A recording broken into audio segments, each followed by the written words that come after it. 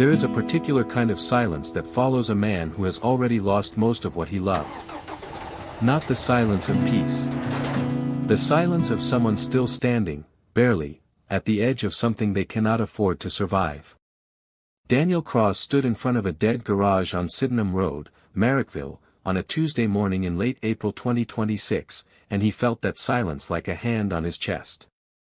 He had $87,000 in a joint account that was no longer joint. He had a 9-year-old daughter in the back seat of a 2009 Holden Commodore, eating a Vegemite sandwich before school. He had a dream, small, unglamorous, absolute, to fix cars in a building he owned, in a suburb he grew up in, and build something no one could take from him again. What he did not know, not yet, was that the garage was already condemned by a structural report the bank had buried in the sale documents. He did not know that the man in the linen shirt who drove past in a silver Lexus that morning had already priced his dream at $4.2 million and planned to replace it with luxury apartments. He did not know his oldest friend would betray him inside 3 weeks. Music rises, subtle tension chord. But here is the question that is going to stay with you long after this video ends. When a man has already lost everything once, and he risks it all again anyway. Is he brave, or is he just broken? Let me tell you who Daniel Cross is before I tell you what he did. He was born in Marrickville in 1985. His father was a panel beater. His mother cleaned offices in the CBD every morning before Daniel woke up for school. They never owned property. They never complained about that. They were the kind of people who believed that dignity lived in the quality of your work, not the size of your bank account. Daniel inherited that belief the way some people inherit a temper. Quietly. Completely. By 23, he had his mechanic's certificate.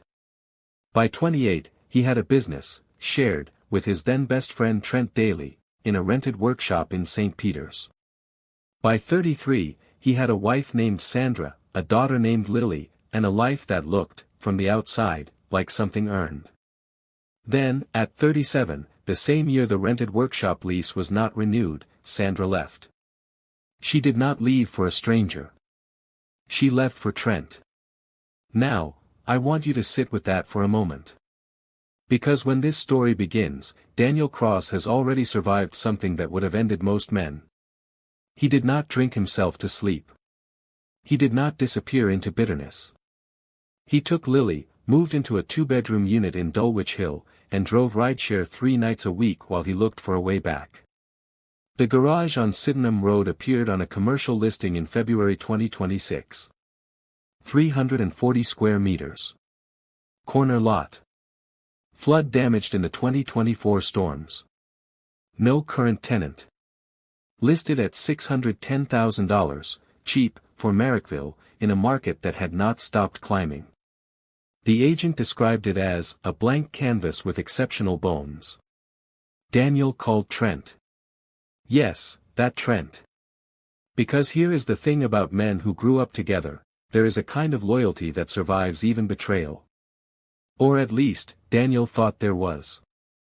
He believed that Trent and Sandra was a wound that had been dealt with. They had talked. They had grieved the friendship quietly, the way Australian men do. And then, because Daniel needed capital and Trent had $22,000 sitting in a redraw facility, he asked. Trent said yes.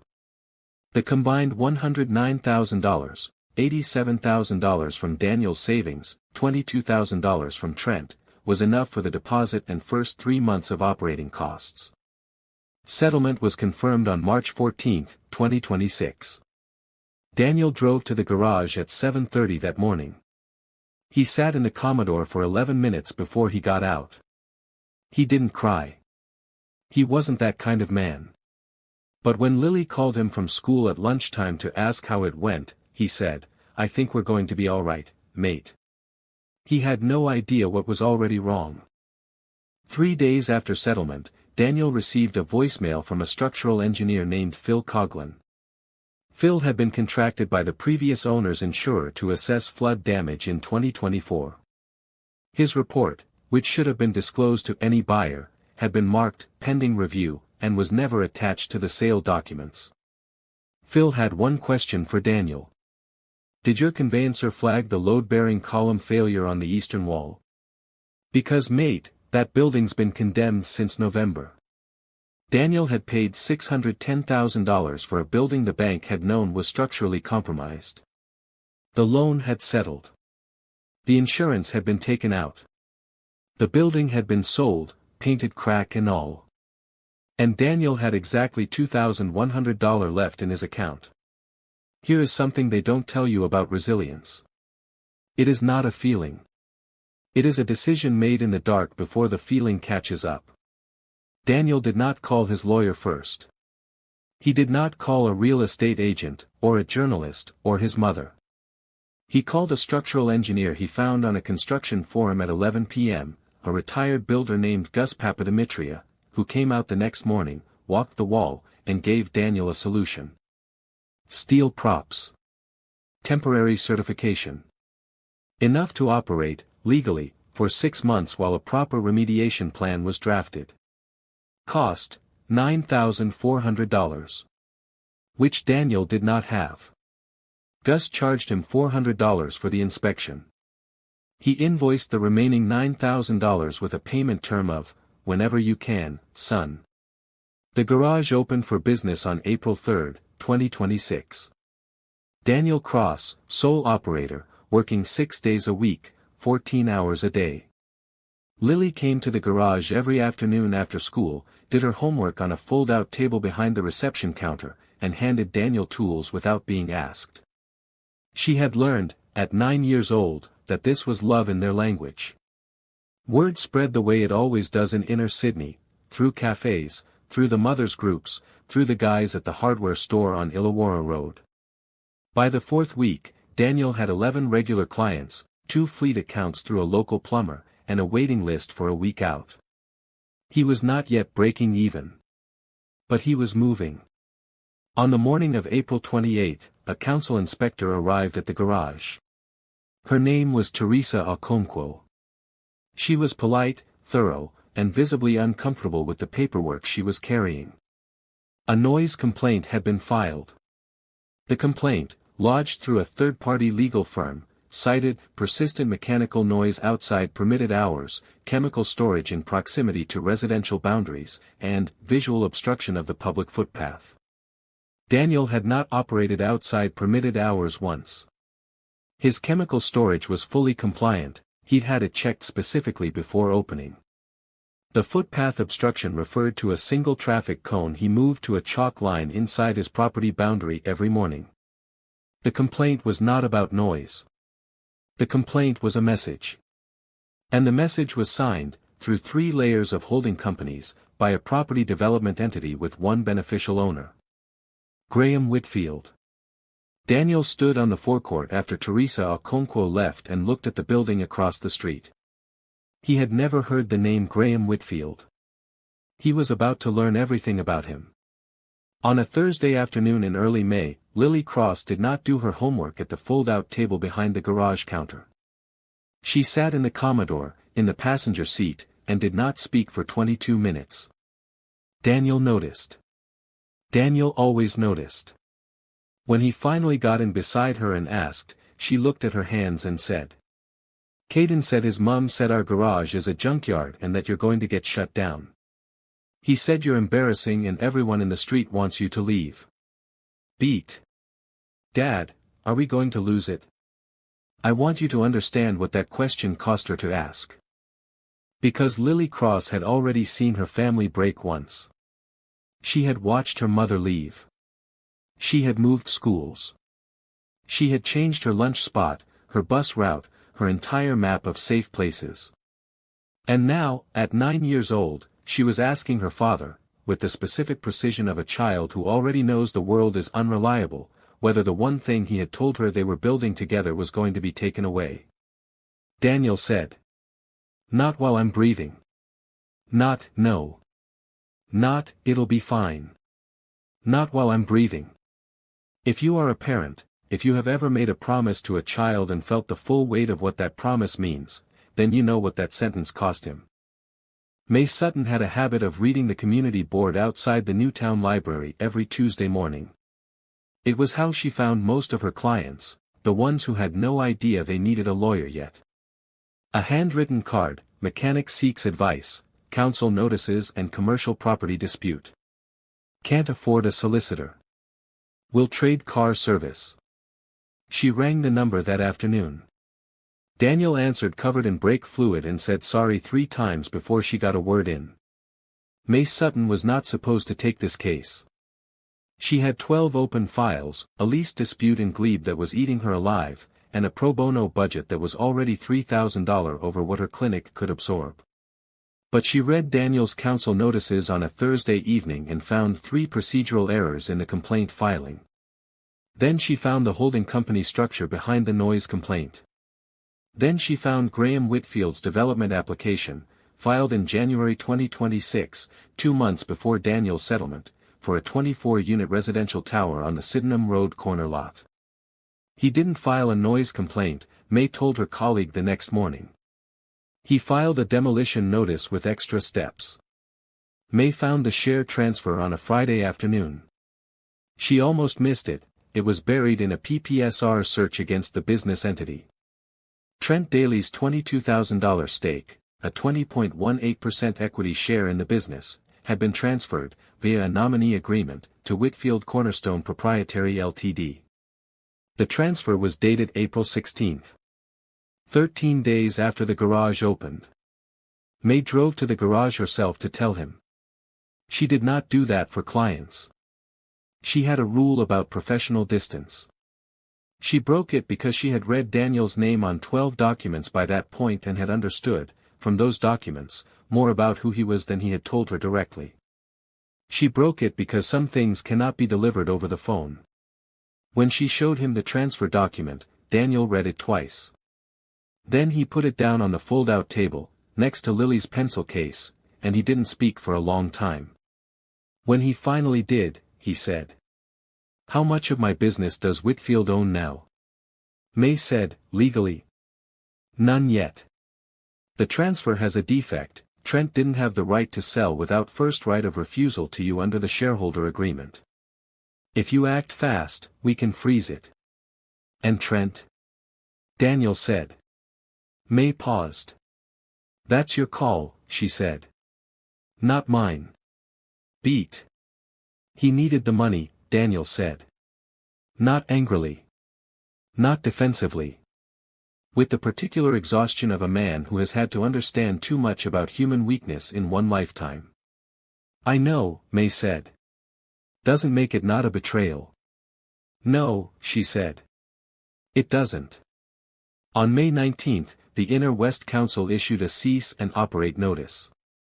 14 days to comply. The grounds, an unresolved structural certification defect on the eastern load-bearing wall. This was Whitfield's masterstroke, and May knew it the moment she read it. The structural issue, Gus's temporary prop certification, was real. It was legitimate as a holding measure, but it had never been converted to a full remediation plan. Council had received an anonymous tip, timestamped the same morning as Trent's share transfer had been flagged on the PPSR. They had 14 days. The full remediation quote from a certified structural engineer, $38,000. Daniel had $4,200 in the business account. May called in every favor she had. She contacted 3 structural engineers she'd worked with on previous building disputes. She posted, carefully worded, no identifying details, in a Sydney small business legal forum. She lodged an urgent objection to the notice, citing the procedural errors in the original complaint and the suspicious timing between the share transfer and the structural tip-off. And then she did something she had not done in 4 years of running the clinic on goodwill and government grants. She called her father. Not for money. For a name. Her father, a retired property barrister, gave her a single name. "Ring Gillian Park at the NSW Heritage office. Tell her it's about Sydenham Road. Tell her I said it's urgent." The community consultation for Whitfield's Sydenham Road development was scheduled for May 27, 6 days before Daniel's cease and operate deadline. 83 people attended. Graham Whitfield presented the development as a community benefit, 37% affordable housing allocation, local construction jobs, a ground floor retail space. He mentioned the existing tenancy on the site, without naming Daniel, as a heritage-inconsistent commercial operation that had attracted significant community concern. When the floor opened for questions, 3 residents, each of whom, May would later confirm, had received a letter from Whitfield's firm about the development's positive impact on local property values, spoke about noise, about foot traffic, about the importance of responsible development. One of them said, directly, without knowing who was standing at the back of the hall, "Whoever is running that garage clearly isn't from the area. That corner belongs to the community." Daniel Cross was born 4 streets away from that corner. He had attended the same primary school as 2 people sitting in that hall. He said nothing. He walked to the microphone at the front of the room, slowly, deliberately, oil still under his nails, and he said, "My name is Daniel Cross. I grew up in Marrickville. My father worked in this suburb for 30 years. I opened a business 6 weeks ago with every dollar I had left to my name. I employ no staff yet because I can't afford to. But I have 11 families in this suburb who bring me their cars and trust me with them. I have a daughter who does her homework at a fold-out table in my workshop every afternoon. I don't know what development this man is planning. But I know that corner. And I know this suburb. And I'm not leaving it." Silence in the hall. Graham Whitfield looked at Daniel for a long moment, and then smiled, calmly, the smile of a man who believes the outcome is already decided. Gillian Park at the NSW Heritage Office returned May's call at 7:48 a.m. on May 28. The Sydenham Road corner lot, the specific lot, that specific building, had been registered in 2023 as a heritage-adjacent site under the Inner West Local Environmental Plan, due to its proximity to a pre-Federation industrial cluster. The registration had been made at the request of a local historical society. It had sat in a council database, unflagged, because no development application had ever triggered its review. Until now. Beat. Graham Whitfield's development application, $4.2 million in corridor development rights, 24 luxury apartments, for years of planning, had been built on a site he had never checked against the 2023 Heritage Overlay. Under Section 74 of the Environmental Planning and Assessment Act, the heritage-adjacent classification triggered an automatic 180-day heritage impact review. No development could proceed. No remediation notice could compel closure during an active heritage review. No compulsory acquisition was permissible without Heritage Council sign-off. The 14-day cease and operate notice was stayed. Graham Whitfield's development was frozen. The garage on Sydenham Road was staying open. Music rises, not triumphant. Something quieter. Something that has been earned. Daniel Cross received the legal confirmation on a Tuesday morning. He was under a Mazda CX-5 at the time. May called. He didn't hear it. She walked in, because she had a key now, not for any reason she'd examined closely, and held the phone above the wheel well until he noticed. He slid out. She read him the clause. He sat on the concrete floor of his garage for a moment, the floor he had swept 53 mornings in a row, the floor his daughter had eaten 2 birthday cupcakes on, the floor his father had never owned anything like but would have understood completely. He said, "Is it done?" She said, "It's done." He said, "Does Lily know?" "Not yet," May said. He called Lily's classroom. The teacher, who knew Daniel by name by then, put her on. "We're all right, mate," he said. "Beat." "I know, Dad," she said. "I always knew." 3 weeks later, Graham Whitfield's development application was formally withdrawn. His legal team cited amended feasibility projections. His Sydenham Road holding company was deregistered 6 weeks after that. Trent Daly called Daniel in June. Daniel let it go to voicemail. He has not decided yet whether to call back. And May Sutton. May still runs the legal clinic out of Newtown. She still reads the community board outside the library every Tuesday morning. She and Daniel have had coffee 6 times.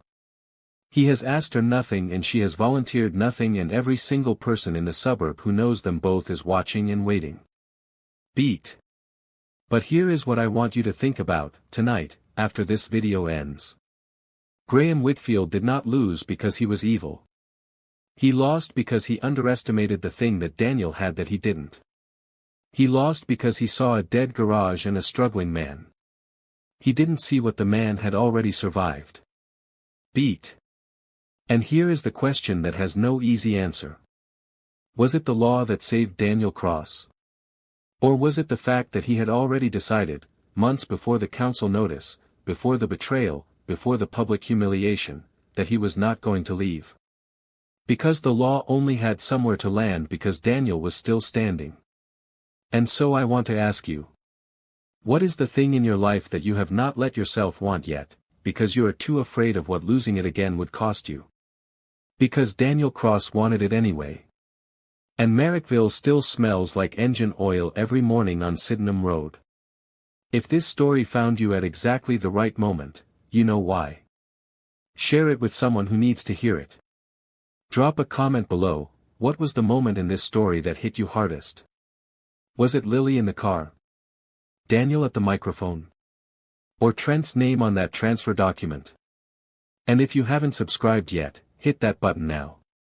Because every week on this channel, we find the real stories, the ones about ordinary people who make extraordinary choices, and we don't leave a single minute of it on the table. Subscribe. Comment. Rewatch if you enjoy this story, and share. You never know who needs this story today.